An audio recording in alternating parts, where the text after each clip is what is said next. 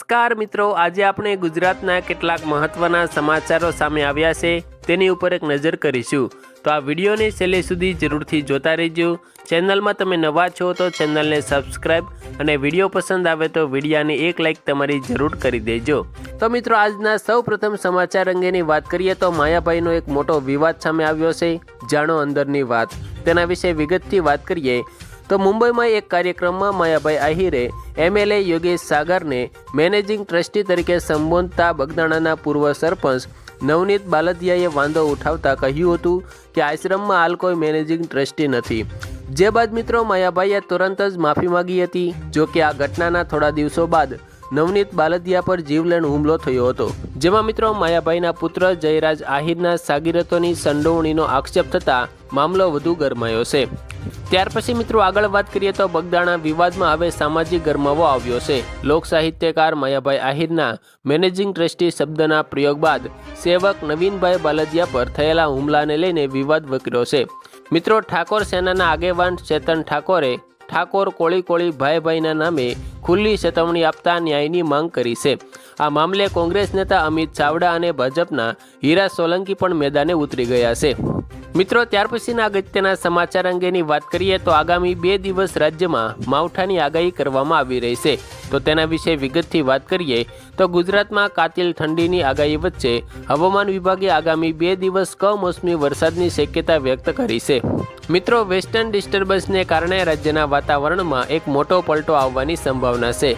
ખાસ કરીને ઉત્તર ગુજરાત, સૌરાષ્ટ્ર અને કચ્છના વિસ્તારોમાં વાદળછાયા વાતાવરણ સાથે હળવા વરસાદની આગાહી કરવામાં આવી છે।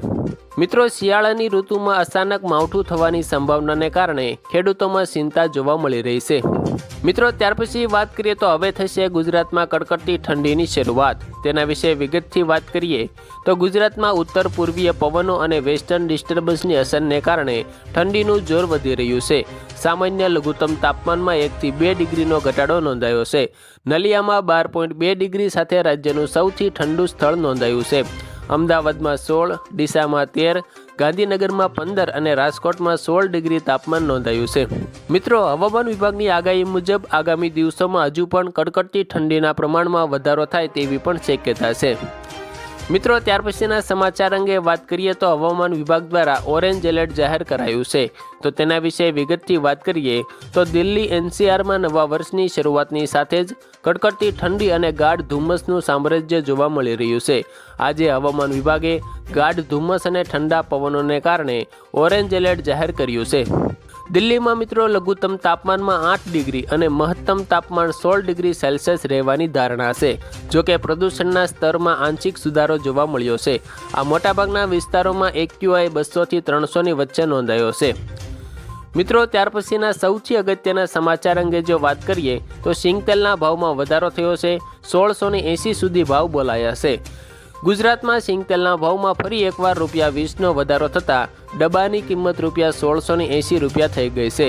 અન્ય રાજ્યોમાં વધતી માંગ અને સૌરાષ્ટ્રમાં કમોસમી વરસાદથી મગફળીના પાકને થયેલા નુકસાનને કારણે આ ઉછાળો જોવા મળ્યો છે। બીજી તરફ મિત્રો, નાગરિકોને શુદ્ધ સિંગતેલ મળી રહે તે માટે ખંભાળિયા એપીએમસીમાં ₹1 કરોડના ખર્ચે નવું પ્રોસેસિંગ યુનિટ શરૂ કરાયું છે, જે મિત્રો ખેડૂતો અને ગ્રાહકો બંને માટે રાહતરૂપ સાબિત થઈ શકે છે। મિત્રો, ત્યાર પછી આગળના સમાચાર અંગેની વાત કરીએ તો ગેસના ભાવમાં ઘટાડો થયો છે। તો તેના વિશે વિગતથી વાત કરીએ તો મિત્રો, નવા વર્ષની શરૂઆતમાં ગુજરાત સહિત અનેક રાજ્યોમાં વાહન ચાલકો અને ગ્રાહકો માટે રાહતના સમાચાર સામે આવી રહ્યા છે। ગેસ કંપનીઓએ સીએનજીના ભાવમાં પ્રતિ કિલો ₹1 થી 3.50નો ઘટાડો નોંધાયો છે, જ્યારે પીએનજીના ભાવમાં પ્રતિ કિલો ₹1 થી ₹2નો ઘટાડો કરવામાં આવ્યો છે। આ ઘટાડાનું મુખ્ય કારણ પીએનજીઆરબી દ્વારા લાગુ કરાયેલી નવી ટેરિફ સિસ્ટમને કારણે આ ઘટાડો નોંધાયો છે, જેનાથી ટ્રાન્સપોર્ટેશન ખર્ચ ઘટી ગયો છે અને તેનો સીધો લાભ ગ્રાહકોને મળી રહ્યો છે। મિત્રો, ત્યાર પછીના સમાચાર અંગે જો વાત કરીએ તો 4 જાન્યુઆરીએ જીપીએસસીની પરીક્ષા। તો મિત્રો, તેના વિશે વિગતથી વાત કરીએ તો ગુજરાતમાં 4 જાન્યુઆરી 2026ના રવિવારે જીપીએસસી દ્વારા એસટીઆઈની 323 જગ્યાઓની ભરતી માટે પ્રિલિમિનરી પરીક્ષા યોજાશે। રાજકોટ જિલ્લામાં 25 કેન્દ્રો પર 5222 ઉમેદવારો પરીક્ષા આપશે। રાજ્યના મુખ્ય જિલ્લા મથકોમાં લેવાતી આ પરીક્ષામાં નેગેટિવ માર્કિંગનો નિયમ લાગુ રહેશે। પ્રિલિમ્સમાં પણ પાસ થનારા ઉમેદવારો આગામી તબક્કે મેન્સ પરીક્ષા આપી શકશે। તો આભાર મિત્રો, આજે આપણે ગુજરાતના કેટલાક મહત્વના સમાચારો સામે આવ્યા છે તેની ઉપર એક નજર કરી। જો તમને આ વિડીયો પસંદ આવ્યો હોય તો વિડીયોને એક લાઇક કરી દેજો। ચેનલમાં નવા છો તો ચેનલને સબસ્ક્રાઇબ જરૂરથી કરી દેજો।